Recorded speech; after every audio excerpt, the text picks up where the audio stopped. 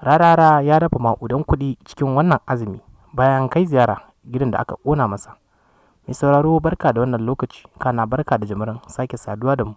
a cikin wannan sabon bidiyo namu mai albarka. Mai sauraro muna haɗawa da roƙonka na cewa idan har ya kasance wannan shine karanka na farko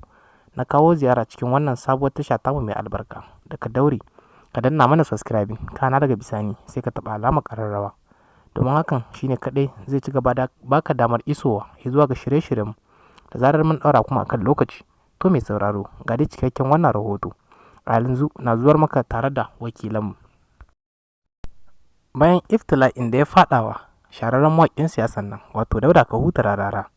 wanda idan mai sauraro bai manta ba wannan iftila'i ya faɗawa Dauda Kahutu Rarara ne don satin da ya gabata, ko mu ce maka a satin da aka bayyana wanda ya lashe zaɓe a nan jihar Kano a matsayin gwamnan jihar. Ina fara dai mawaƙin Dauda Kahutu Rarara ana waje ran jajiberan da ake son faɗar sakamakon zaɓen yi wata waƙa wadda wannan waƙa ta ja mai matsala sosai. Waƙar da ya yi ta ne inda yake cewa Tinubu ya kada Kwankwaso, Gawuna ya kada Abba, wanda su kuma mabiya ɗarikar Kwankwasiya ko mu ce masoyansa suka ji wannan waƙa ba ta yi musu daɗi ba, wanda a ranar da aka bayyana cewa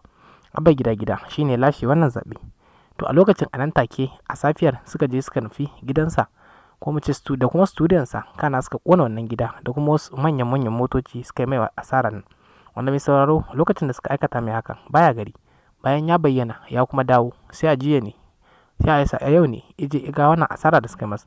wanda kuma bayan ya kai ziyara ya ga wannan asara da suka yi masa ya nuna cewa a fuskarsa ta nuna kamar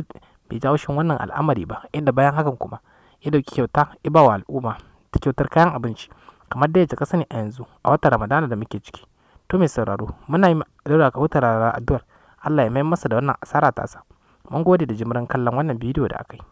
A danna mana subscribing.